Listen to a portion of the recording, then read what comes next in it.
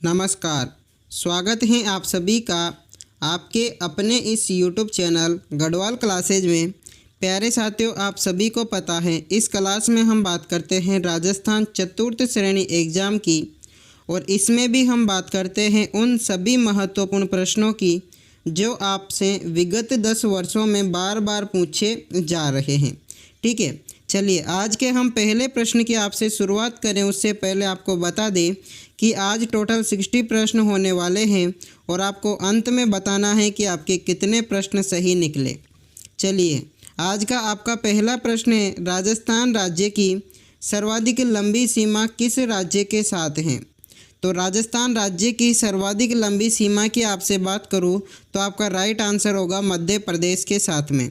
कौन से प्रदेश के साथ में? मध्य प्रदेश के साथ में। और एमपी के साथ राजस्थान कितनी सीमा लगाता है? और आपका इसमें राइट आंसर होगा 1600 किलोमीटर। कितनी लगाता है? 1600 किलोमीटर लगाता है, और इनसे राजस्थान के टोटल 10 जिले टच हैं। ठीक है, चलिए अगले प्रश्न की मैं आपसे बात करूं, ध्यान से सुनना। निम्न में से राजस्थान के किस जिले की सीमा मध्य प्रदेश से संयुक्त है?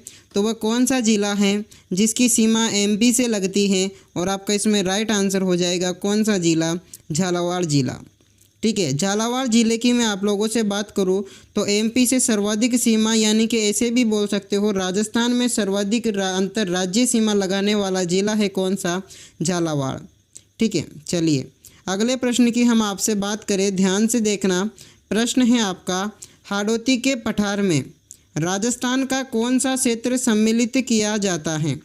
तो हाड़ौती के पठार में राजस्थान का कौन सा क्षेत्र? दक्षिणी पूर्वी क्षेत्र। ठीक है, राजस्थान का दक्षिणी पूर्वी क्षेत्र सम्मिलित किया जाता है, और आपका पहला ऑप्शन बिल्कुल ही राइट आंसर होगा। चलिए अगले प्रश्न की हम आपसे बात करें, प्रश्न ध्यान से देखना, बड़ा ही महत्वपूर्ण प्रश्न है। जिस राज्य के साथ राजस्थान की सबसे छोटी अंतर्राज्यीय सीमा है वह राज्य कौन सा है? मैं आप लोगों से बात करूं, राजस्थान की सबसे कम अंतर्राज्यीय सीमा है पंजाब से। ठीक है, और मैं बात करूं कितने किलोमीटर, तो आपका इसमें राइट आंसर होगा 89 किलोमीटर। ठीक है, और आपका चौथा ऑप्शन बिल्कुल ही करेक्ट आंसर हो जाएगा। अगले प्रश्न की मैं आपसे बात करूं, ध्यान से देखना। प्रश्न बड़ा ही महत्वपूर्ण है। कोटा बूंदी क्षेत्र कहलाता है। कोटा जो बूंदी का क्षेत्र है वह क्या कहलाता है? और आपका इसमें राइट आंसर होगा हाड़ौती। मैं बात करूं हाड़ौती के अंतर्गत टोटल 4 जिले आते हैं। पहला है आपका कोटा, ठीक है, दूसरा है आपका बूंदी, तीसरा है आपका बारां, और चौथा है आपका क्या? झालावाड़। ठीक है, यह टोटल 4 जिले आते हैं हाड़ौती क्षेत्र के अंतर्गत।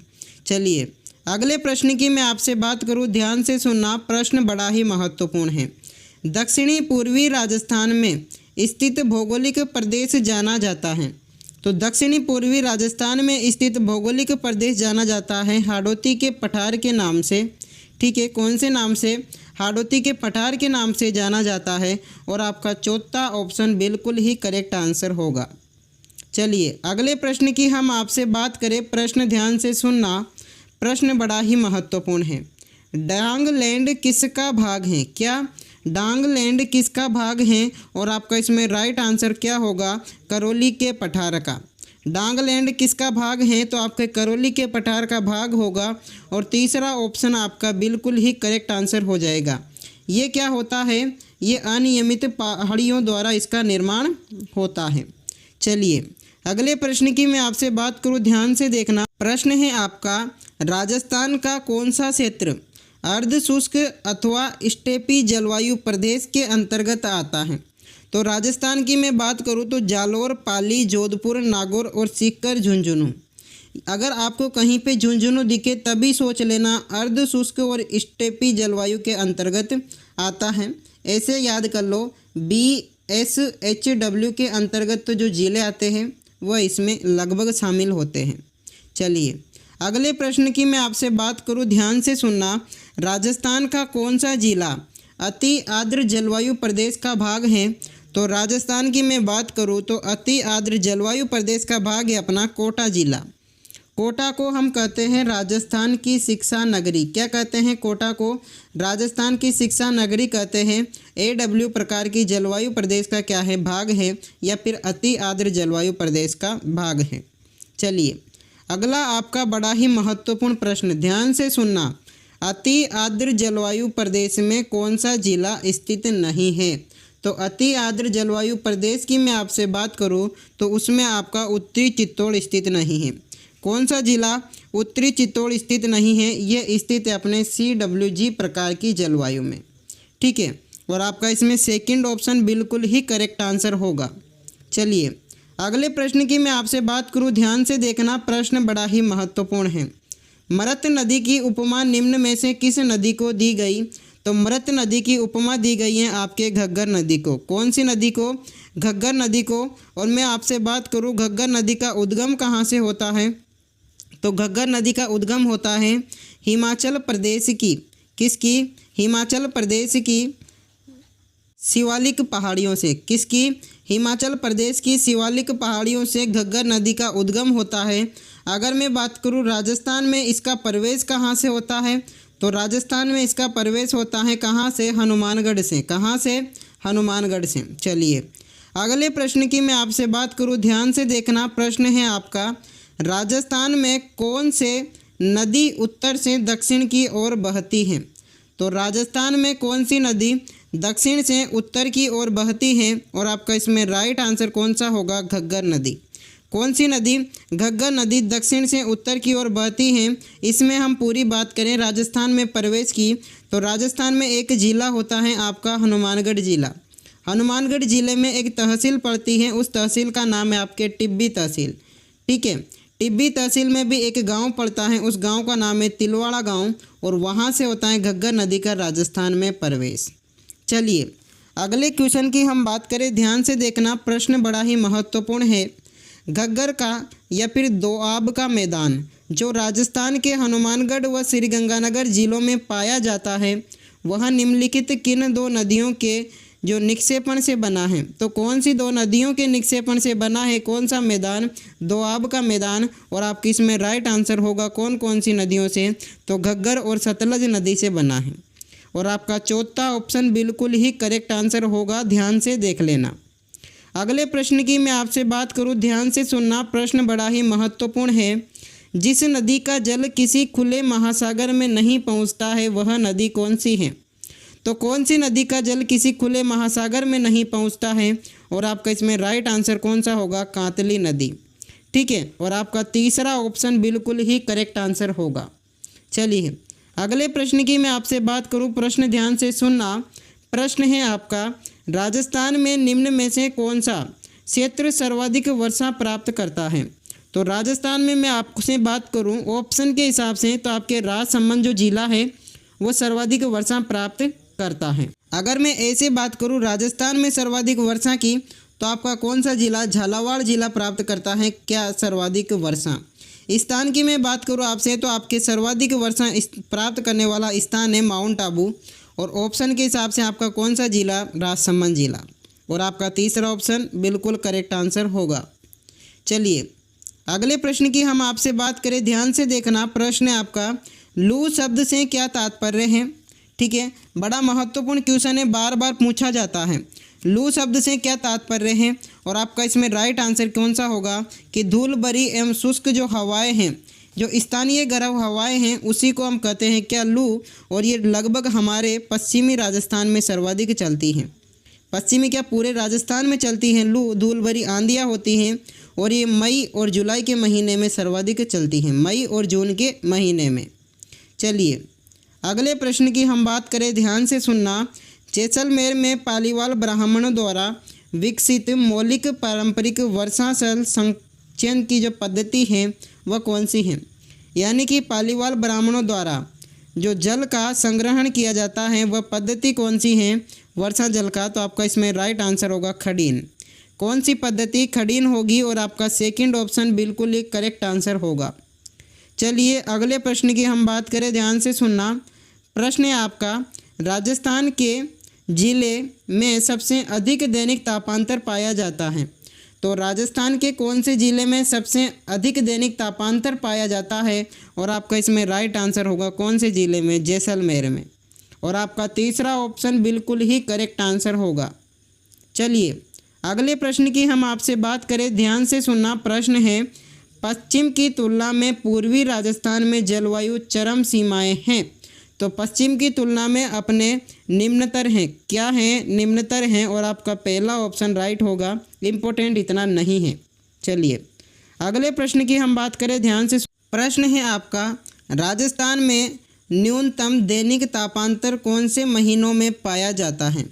तो राजस्थान में न्यूनतम दैनिक जो तापांतर हैं वो अपने जुलाई और अगस्त के महीनों में पाया जाता है। और आपका इसमें तीसरा ऑप्शन बिल्कुल ही करेक्ट आंसर होगा। चलिए अगले प्रश्न की हम बात करें, ध्यान से सुनना। अब ये प्रश्न मैं आपको डेली बताता हूँ कि मुकुंदरा की पहाड़ियाँ कहाँ पर स्थित है। मुकुंदरा की पहाड़ियाँ स्थित हैं कोटा और झालरा पाटन के बीच के स्थान पर। कोटा और झालरा पाटन के बीच में स्थित है और झालरा पाटन आपके झालावाड़ ज़िले में है। चलिए मुकुंदरा की पहाड़ियाँ मुख्यतः किस ज़िले में पाई जाती हैं? और आपका इसमें राइट आंसर होगा कोटा ज़िले में। और तीसरा ऑप्शन आपका बिल्कुल ही करेक्ट आंसर होगा। अगले प्रश्न की मैं आपसे बात करूं, ध्यान से सुनो। प्रश्न क्या है, मुकुंदरा की पहाड़ियाँ कौन से ज़िलों में विस्तृत है? तो मुकुंदरा की पहाड़ियाँ आपके झालावाड़ और कोटा ज़िलों में विस्तृत है। और आपका तीसरा ऑप्शन बिल्कुल ही करेक्ट आंसर होगा। चलिए अगले प्रश्न की मैं आपसे बात करूं, ध्यान से सुनो। प्रश्न क्या है आपका, मेजा बांध कौन सी नदी पर निर्मित किया गया है?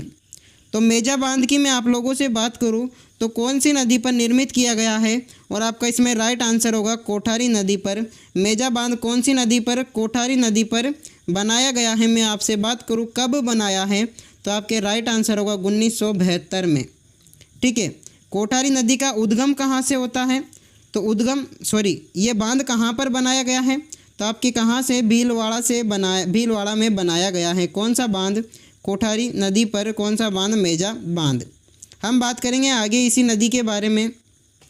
हर्ष पर्वत राजस्थान के किस ज़िले में स्थित है?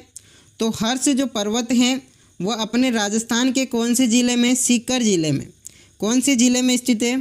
सीकर ज़िले में स्थित है। मैं आपसे बात करूँ हर्ष पर्वत की ऊंचाई की, तो आपके 820 मीटर ऊंचा है। कौन सा पर्वत? हर्ष पर्वत।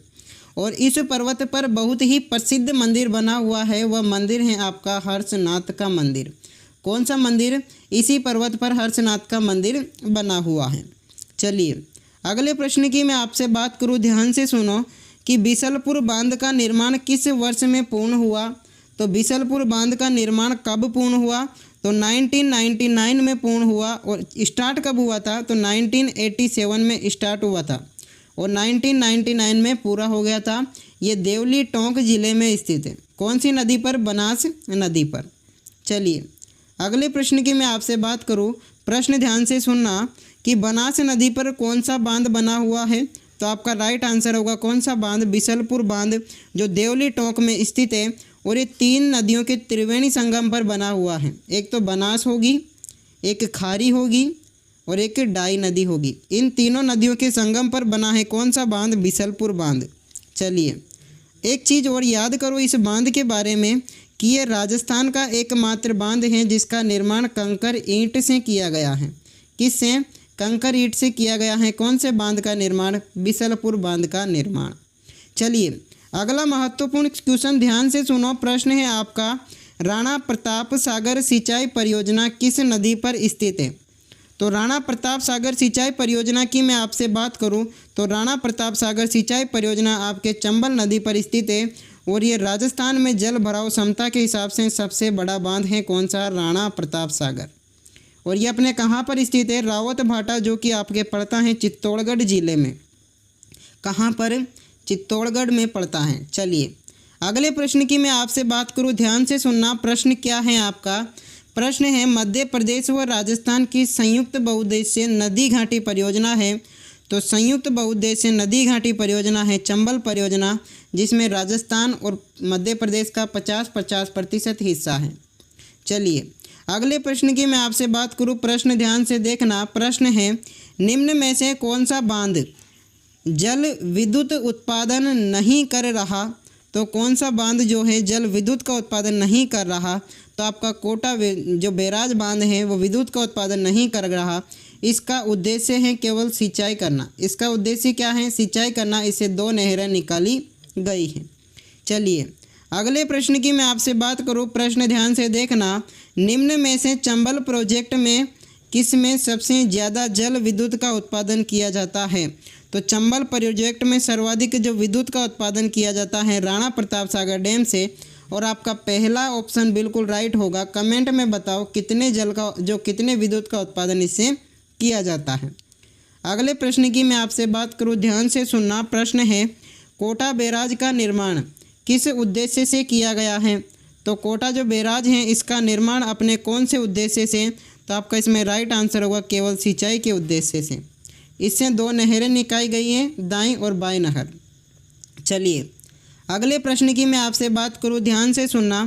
कोपेन के वर्गीकरण के अनुसार राजस्थान के कौन से भागों में AW प्रकार की जलवायु प्रदेश पाया जाता है?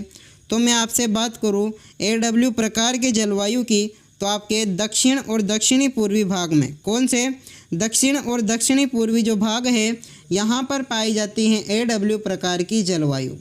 चलिए अगले प्रश्न की मैं आपसे बात करूं, ध्यान से देखना। प्रश्न है आपका, कोपेन के जलवायु वर्गीकरण के अनुसार राजस्थान के कौन से ज़िले में AW प्रकार की जलवायु में सम्मिलित है? तो मैं आपसे बात करूं राजस्थान के कौन से ज़िले की, तो राजस्थान में AW प्रकार की जलवायु पाई जाती हैं बांसवाड़ा, डूंगरपुर, झालावाड़ और प्रतापगढ़ में। और आपका तीसरा ऑप्शन बिल्कुल ही करेक्ट आंसर होगा, ये आपको ध्यान रखना होगा। चलिए अगले प्रश्न की मैं आपसे बात करूं, ध्यान से सुनना।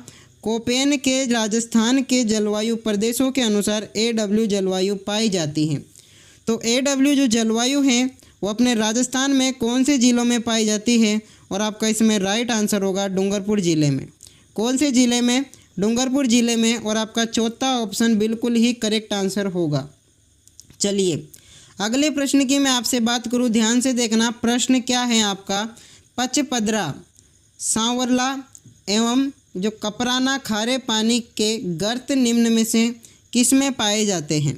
ठीक है, तो आपके लूणी और जवाई बेसिन में खारे पानी के सर्वाधिक गर्त पाए जाते हैं।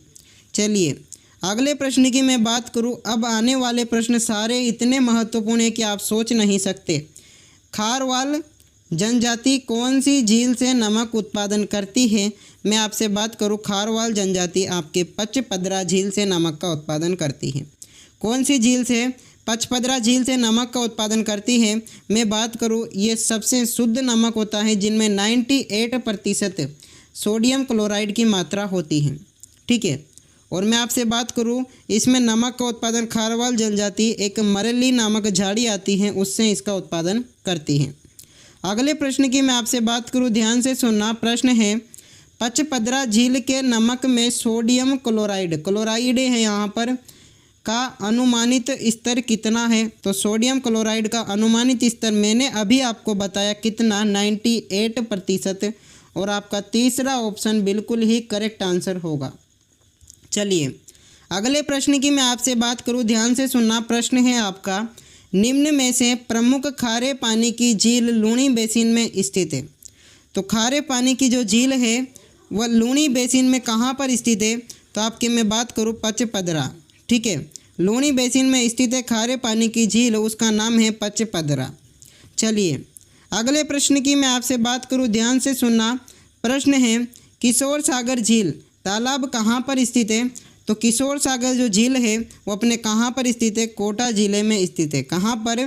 कोटा ज़िले में स्थित है। और आपका चौथा ऑप्शन बिल्कुल ही करेक्ट आंसर होगा। ठीक है, चलिए अगले प्रश्न की मैं आपसे बात करूं, ध्यान से सुनना। प्रश्न है, राजस्थान में जलवायु प्रदेशों में कौन सा सबसे कम वार्षिक वर्षा प्राप्त करता है? तो जलवायु प्रदेशों में आपका BW प्रकार का जो जलवायु प्रदेश है वह सबसे कम वर्षा प्राप्त करता है और ये राजस्थान के पश्चिमी भाग में स्थित है। कौन से भाग में? पश्चिम भाग में स्थित है। चलिए अगले क्वेश्चन की मैं आपसे बात करूं, ध्यान से सुनना। प्रश्न है, मेवात एवं डांग क्षेत्र कोपेन के किस जलवायु प्रदेश में सम्मिलित है? तो मेवात एवं डांग जो क्षेत्र है वो अपने कोपेन के CWG प्रकार के जलवायु वर्गीकरण में सम्मिलित है और आपका चौथा ऑप्शन बिल्कुल ही राइट आंसर होगा। चलिए अगला क्वेश्चन ध्यान से देखना। प्रश्न है, कोपेन वर्गीकरण के हिसाब से राजस्थान का सर्वाधिक क्षेत्र किस प्रकार के जलवायु प्रदेश के अंतर्गत आता है?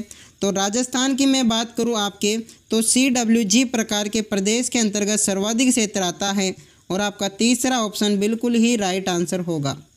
चलिए अगला क्वेश्चन ध्यान से सुनना। प्रश्न है कि कौन सा मध्य अरावली में अवस्थित है? तो मध्य अरावली की मैं बात करूँ आपके तो नाग पहाड़ स्थित है कौन से अरावली में? मध्य अरावली में। और ये क्वेश्चन आपसे बार बार ऐसे कैसे ही छपता है, चेंज भी नहीं होता परिभाषा, ठीक है। चलिए अगला क्वेश्चन ध्यान से सुनना। प्रश्न है, अरावली श्रेणी की दूसरी नंबर की ऊंची चोटी कौन सी है? तो अरावली जो श्रेणी है उसके दूसरे नंबर की सबसे ऊंची चोटी है शेर। अगर मैं इसकी ऊंचाई की बात करूँ तो आपकी होगी 1597 मीटर। अगर मैं बात करूँ अरावली की सबसे ऊंची चोटी की तो आपका इसमें राइट आंसर होना चाहिए गुरु शिखर, जिसकी ऊंचाई है 1722 मीटर, ठीक है। चलिए अगला प्रश्न, अभी मैंने आपको बताया कि शेर जो पर्वत चोटी है उसकी ऊंचाई क्या है? तो शेर पर्वत चोटी की ऊंचाई होगी आपके 1597 और आपका सेकंड ऑप्शन बिल्कुल ही करेक्ट आंसर होगा। चलिए अगले प्रश्न की हम आपसे बात करें तो प्रश्न ध्यान से देख लेना। प्रश्न है, सुमेलित आपको करना है तो सुमेलित नहीं है ये आपको बताना है। कौन सा ऑप्शन सुमेलित नहीं है? तो चलिए घग्गर को मृत नदी कहते हैं, बिल्कुल ये राइट है। भोराट का पठार, भोराट क्या है? एक पठार है, ये भी राइट है। नागपानी अरावली दर्रा, ये गलत है, नागपानी अरावली दर्रा नहीं है। शेर अरावली की एक चोटी है, ये राइट है।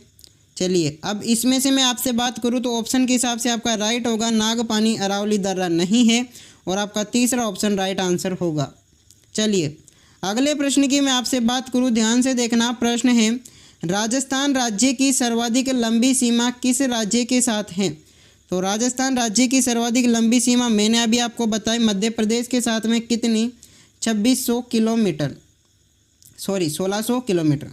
चलिए अगले प्रश्न की मैं आपसे बात करूं, ध्यान से देखना। प्रश्न है, निम्न में से राजस्थान के किस जिले की सीमा मध्य प्रदेश से संयुक्त है? तो आपके कौन से जिले की? तो झालावाड़ जिले की मैंने अभी आपको बता दिया।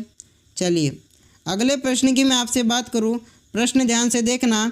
जिस राज्य के साथ राजस्थान की सबसे छोटी अंतर्राज्यीय सीमा है वह राज्य कौन सा है? तो आपका पंजाब है। मैं आपसे बात करूं कि वह जिला कौन सा है जो अंतर्राज्यीय सीमा में सबसे कम अंतर्राज्यीय सीमा बनाता है और आपका इसमें राइट आंसर कौन सा होगा? बाड़मेर जिला। बाड़मेर जिला केवल 14 किलोमीटर गुजरात के साथ में सीमा बनाता है, ठीक है। और आपका इसमें राइट आंसर तो होगा पंजाब और चौथा ऑप्शन बिल्कुल ही करेक्ट आंसर है।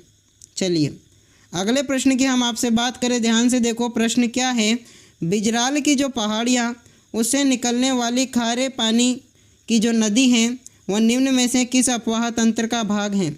ठीक है, सबसे पहले तो मैं आपकी बात करूँ खारे पानी की जो नदी है, कौन सी नदी? खारी नदी। कौन सी नदी? सॉरी खारी नदी। और खारी नदी अपने राजस्थान में दो है, कौन सी हैं? दो है। एक तो बिजराल की पहाड़ियों से निकलती हैं, ठीक है, और बिजराल के पहाड़ियों से जो नदी निकलती है वो अपने स्थित है कौन से? बंगाल की खाड़ी अपवाह तंत्र का भाग है, ठीक है। जो बिजराल की पहाड़ियों से निकलती हैं वह कौन से अपवाह तंत्र का भाग है? बंगाल की खाड़ी। मैं बात करूं बिजराल की पहाड़ियां कहां पर स्थित है? तो आपके राजसमंद में स्थित है। कहां पर?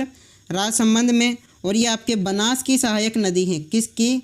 बनास की सहायक नदी है। चलिए अगले प्रश्न की हम आपसे बात करें, ध्यान से सुनो कि खारी नदी का उद्गम राजसमंद जिले के उत्तर में स्थित गाँव की पहाड़ियों से होता है। तो मैंने अभी आपको बताया बिजराल की पहाड़ियों से जो कि राजसमंद में स्थित है।